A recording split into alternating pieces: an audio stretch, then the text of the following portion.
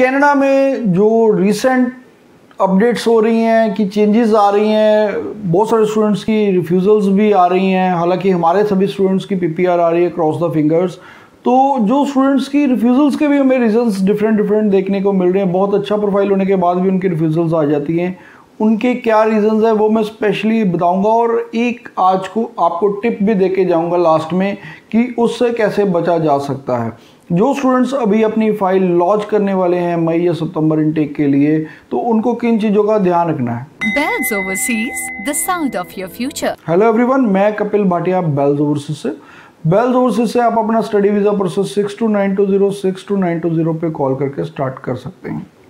आज का हमारा जो टॉपिक है कि कनाडा में जो रिफ्यूज़ल्स के रीजंस है। पहले तो ज़्यादातर रिफ्यूज़ल यही होता था कि the purpose of your visit is not consistent, but अब जो रिसेंटली मेरे पास बहुत सारे रिफ्यूज स्टूडेंट्स आते हैं। जब से हमने रिफ्यूज स्टूडेंट्स के वीज़ास लिए हैं, पीछे बहुत सारे स्टूडेंट्स, चाहे वो पर्णव है, चाहे वो अमन जोत है, चाहे वो तेजस्वी सैनी है, चाहे वो रोहित कुमार बंगा है, रमन है, there are so many students की जिनके हमने रिफ्यूज़ल्स के बाद वीज़ास लिए हैं।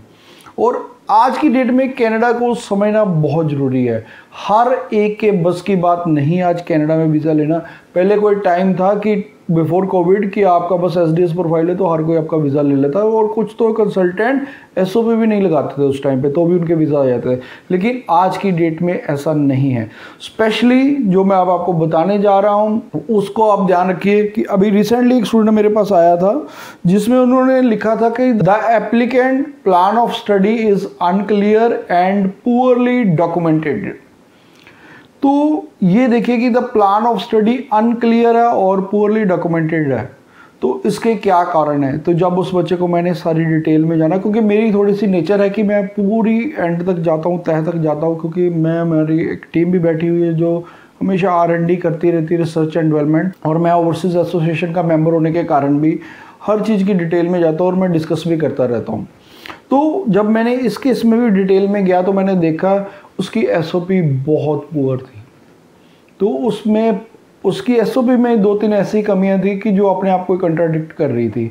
उसके बाद उस बच्चे का एक्सपीरियंस था, 3 इयर्स का गैप था, वो भी सिर्फ एक एक्सपीरियंस सर्टिफिकेट लगाया हुआ है। और आज स्टूडेंट्स मैं आपको एक टिप देने जा रहा हूँ जो स्टूडेंट्स स्पेशली अभी फाइल लगा रहे हैं, चाहे आप बेल्स ओवरसीज से लगा रहे हैं, चाहे कहीं भी ABC ओवरसीज से लगा रहे हो। तो लेकिन मैं आपकी हेल्प के लिए आज ही आपको बता रहा हूँ, गोल्डन प्रिंसिपल है, जब भी आप अपनी फाइल लगाएंगे कभी भी जेनरिक एसओपी मत लिखिए, और स्पेशली वाई दिस कोर्स और फ्यूचर प्लान्स को बहुत अच्छे से एलेबरेट करें और फाइनेंशियल मैट्रिक्स भी बनाएं अपनी फाइल में, अपनी एसओपी में।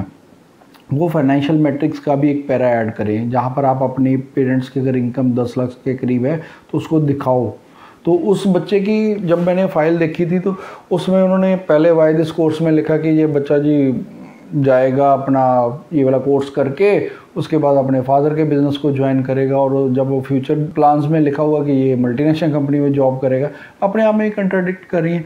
जब मैंने उसकी फ़ाइल देखी तो उसमें CA रिपोर्ट लगी हुई है, प्रॉपर्टी वैल्यूएशन लगी है, गोल्ड वैल्यूएशन लगी हुई है, और जबकि उसका कोई मीनिंग नहीं है। इवन जो आपकी पोस्ट ऑफिस की सेविंग्स है उसको भी एम्बेसी नहीं मानती। आपको अगर फाइनेंशियल दिखाना है तो आपको सिर्फ नेशनलाइज्ड बैंक्स या जो प्राइवेट बैंक्स हैं उसकी सेविंग्स या FDR, चाहे अगर आपकी पुरानी सेविंग्स हैं तो उस केस में आप उसकी स्टेटमेंट साथ लगा दीजिए। अगर FDR है तो FDR की जो बैलेंस सर्टिफिकेट की कॉपी लेके और प्लस जो FDR की कॉपी होती है वो साथ में अटैच कर दीजिए। ये डॉक्यूमेंट है जो आपको अच्छा है। और अगर आपका गैप है तो ये भी ध्यान रखिए, गैप में आपको केवल एक बस एक्सपीरियंस नहीं लगाना, वो कहीं ना कहीं वेग लगता है, वो वीज़ा ऑफिसर उससे कन्विंस नहीं होता।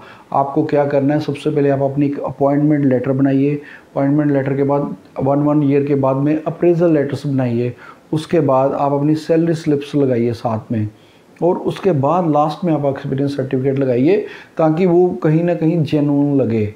और उसमें भी अपॉइंटमेंट लेटर में भी अगर किसी स्टूडेंट ने जानना है कि क्या लिखना चाहिए तो वो भी आप मेरे से कंसल्ट कर सकते हैं या हमारी टीम से कंसल्ट कर सकते हैं, उसमें भी हम आपको गाइड करेंगे।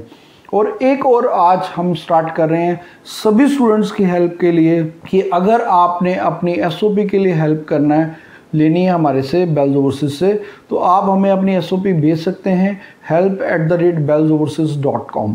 तो हम आपको हेल्प करेंगे कि जो जो आपकी एसओपी में कमियां होंगी वो बताएंगे। साथ में आपको अपना प्रोफाइल भी लिख के भेजना है कि आपका ये एकेडमिक्स है, ये परसेंटेज है और ये मार्क्स हैं। अपने डीएमसी भी साथ में एक भेज दीजिएगा, तो हम आपके प्रोफाइल को असेस करके बता सकते हैं। क्योंकि बहुत सारे कंसल्टेंट ये गलती कर देते हैं कि उनको जो कोर्स जिस सब्जेक्ट में मार्क्स कम होते हैं उसी से रिलेटेड कोर्स लेके दे देते हैं, वहाँ पर भी बच्चों की बहुत सारी रिफ्यूजल्स आती हैं। तो ये कुछ कारण है जिस पे आपको स्पेशली अपना वर्क करना है कि ताकि आप अपनी रिफ्यूज़ल से बच सकें और आप अपना फाइल की प्रेजेंटेशन अच्छी रखिए। देखिए कई बार बहुत अच्छे प्रोफाइल की रिफ्यूज़ल्स आ जाती हैं और वीक प्रोफाइल वीज़ा ले जाता है। जैसे अब मैंने बताया कि अभी हमारे जो स्टूडेंट्स थे, रोहित कुमार बंगा, ये देखिए 2018 पास आउट है, 2019 +2 वाले बच्चे, 3 साल का गैप। एक मनमीर स्टूडेंट है, 2014 पास आउट स्टूडेंट। बहुत सारे स्टूडेंट्स हैं जो रिफ्यूज स्टूडेंट्स के हमने वीज़ा लिया, उनके आप टेस्टिमोनियल भी हमारे चैनल पर जाकर देख सकते हैं। तो उनके वीज़ास कैसे लिए? सिर्फ यही कि फ़ाइल हमारी स्ट्रॉन्ग होती है। हमारा बेल्स ओवरसीज़ की तरफ से हम वीज़ा की कोई गारंटी नहीं लेते, हालांकि हमारे 98% के करीब वीज़ा सक्सेस चलती है। 1-2% कहीं बहुत कोई रेयरली बच्चे का रिफ्यूज़ल आए तो आए, नहीं तो सबका वीज़ा आ जाता है। लेकिन मैं वीज़े की गारंटी कभी नहीं लेता। हाँ, मैं इस चीज़ की गारंटी ज़रूर लेता हूँ कि आपकी फ़ाइल पे पूरी 100% मेहनत की जाएगी। हम अपनी पूरी एफ़र्ट्स लगा देंगे उस फाइल में, क्योंकि हमारा फाइलिंग है ही बहुत स्ट्रॉन्ग रहता है। हमारे जो फाइलिंग ऑफिसर पहले वो फाइल चेक करते हैं, फिर हमारे मैनेजर थर्ड स्टेज में मैं खुद चेक करता हूँ। हर ब्रांच की, चाहे कोई भी ब्रांच की फ़ाइल हो, जलंधर, लुधियाना या बठिंडा, एक लाइन एसओपी की मेरे से होके जाती है। तो उसमें भी कुछ स्टूडेंट्स को अगर हेल्प चाहिए तो हमारे से नीचे कमेंट कर सकते हैं या आप हमारे हेल्पलाइन नंबर 6292062920 पे कॉल कर सकते हैं। Thanks for watching. Bells Overseas, the sound of your future.